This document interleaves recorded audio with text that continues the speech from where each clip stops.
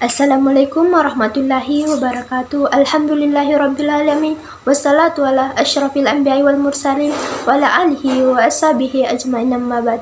Pertama-tama marilah kita panjatkan rasa puja dan puji syukur kepada Allah Subhanahu wa taala atas rahmat hidayahnya dan inayahnya. Salawat dan salam tetap tercurahkan kepada Nabi kita, Nabi besar kita Muhammad sallallahu alaihi wasallam. Mudah-mudahan dengan salawat yang kita baca di akhirat kelak kita semua mendapat syafaat dari beliau. Amin ya rabbal alamin. Perkenalkan, nama saya Cahya Kamila dari kelas M233 nomor urut 8. Saya akan di sini berdakwah yaitu bagaimana agama menjamin kebahagiaan. Makna kebahagiaan menurut pandangan Islam. Sumber-sumber kebahagiaan sejati adalah ketenangan hati, ketenangan jiwa merupakan anugerah dari Allah Subhanahu wa taala yang sangat berharga. Telah dijelaskan dalam Quran surat Al-Fatihah ayat 4 yang berbunyi, Dialah yang telah menurunkan ketenangan ke dalam hati orang-orang mukmin supaya keimanan mereka bertambah di samping keimanan mereka yang telah ada, dan kepunyaan Allah tentara langit dan bumi, dan Allah Maha mengetahui lagi Maha bijaksana. Yang dimaksud tentara langit dan bumi adalah penolong yang dijadikan Allah bagi orang-orang mukmin seperti malaikat-malaikat, bintang-bintang, angin, dan lain-lain. Dari penjelasan ayat tersebut dapat disimpulkan bahwa seseorang yang menginginkan kebahagiaan mempunyai hati dan jiwa yang tenang tetapi lupa penciptanya, maka semua keinginan hal tersebut hanyalah sia-sia. Dalam firman Allah Subhanahu wa taala telah dijelaskan pula sebagai berikut, orang-orang kafir berkata, mengapa tidak menurunkannya Muhammad tanda mukjizat dari Tuhannya? Katakanlah sesungguhnya hanya Allah yang menyesatkan siapa yang Dia kehendaki dan menunjuki orang-orang yang bertaubat kepadanya. Quran surah Ar-Ra'd ayat 27. Dan barang siapa yang menaati Allah dan Rasulnya, mereka itu akan bersama dengan orang-orang yang dianugerahi nikmat oleh Allah, yaitu nabi-nabi, para siddiqin, orang-orang yang mati syahid, dan orang-orang yang saleh. Dan mereka itulah orang sebaik-baiknya. Yang demikian itu adalah karunia dari Allah dan Allah cukup mengetahui. Quran surat An-Nisa ayat 29-70. Dan itulah janji Allah kepada hambanya yang terpilih, maka mereka akan mendapatkan anugerah dan kebahagiaan sejati. Bagi orang-orang yang taat kepada Allah dan Rasulnya, janji-janji tersebut bukanlah diperuntukkan bagi orang-orang yang durhaka kepada Allah Subhanahu wa taala. Kemewahan, kedudukan, jabatan, dan segala kemegahan yang ada di dunia ini hanyalah semua belaka dan tidak akan kekal abadi, pasti akan musnah dan rusak. Hidup di dunia ini hanyalah tempat lintasan belaka yang merupakan sarana dalam mencari bekal untuk menempuh perjalanan menuju akhirat.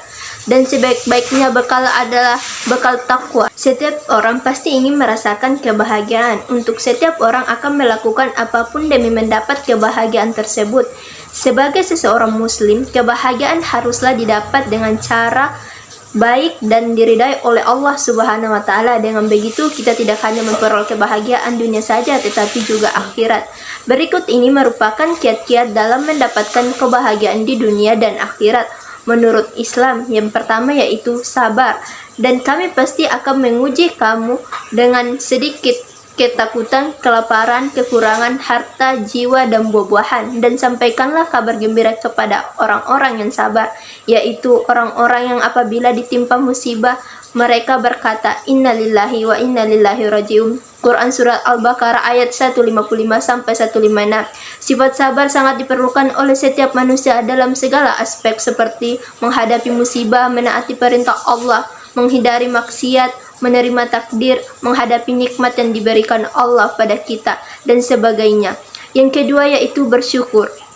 Dan ingatlah ketika Tuhanmu memaklumkan, sesungguhnya jika kamu bersyukur, niscaya aku akan menambah nikmat kepadamu. Tetapi jika kamu mengingkari nikmatku, maka pasti azabku sangat berat. Quran surat Ibrahim ayat 7. Memelihara rasa syukur dapat meningkatkan motivasi kita untuk terus beribadah kepada Allah Ta'ala. Selain itu, rasa syukur juga perlu diungkapkan secara jelas, baik dalam bentuk perkataan, di dalam hati, maupun tingkah laku. Dengan bersyukur, Allah Ta'ala akan menambah nikmat bagi hambanya, meridai orang-orang yang bersyukur, dan menjauhikan bahayanya. Yang ketiga yaitu ikhlas. Katakanlah, sesungguhnya salatku, ibadahku, hidupku, dan matiku hanyalah untuk Allah, Tuhan seluruh alam. Quran Surah An-Na'am ayat 162. Ikhlas memiliki arti bersih, murni atau suci. Sebaiknya jika di dalam hati terdapat rasa ingin didengar oleh orang-orang, pamer dan membanggakan diri, artinya kita belum termasuk golongan orang yang ikhlas. Ikhlas merupakan wujud pengabdian manusia kepada Allah Ta'ala, mana setiap perbuatan hanya ditunjukkan untuk mendapatkan ridha Allah semata, tanpa mengharapkan pujian dari manusia. Yang keempat yaitu ridha. Dalam perumpamaan orang-orang yang difatkan hartanya untuk mencari ridha Allah, untuk memperteguh jiwa mereka seperti sebuah kebun yang terletak di daratan tinggi yang disiram oleh hujan lebat, maka kebun itu menghasilkan buah-buahan kali lipat. Jika hujan lebat tidak menyiraminya, maka embun pun memandai. Allah Maha melihat apa yang kamu kerjakan. Quran Surah Al-Baqarah ayat 265. Ridha artinya menerima takdir yang telah ditetapkan oleh Allah padanya. Wujud ridha seorang hamba pada Allah terlihat jelas dari bagaimana sikap hamba tersebut dalam menerima takdir yang Allah berikan. Contoh penerapan sikap ridha yaitu sabar, ikhlas, tidak mengeluh, dan tidak merasakan iri. Yang kelima yaitu tawakal, dan dia memberinya rezeki dari arah yang tidak disangka-sangkanya. Dan barang siapa yang bertawakal kepada Allah, niscaya akan mencukupkan keperluannya.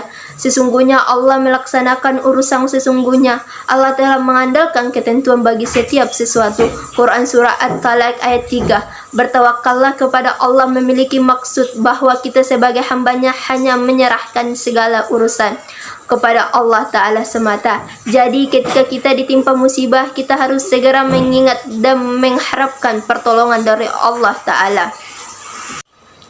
Bagaimana agama menjamin kebahagiaan? Agama dianggap oleh banyak orang sebagai paduan moral dan spiritual yang dapat memberikan makna hidup.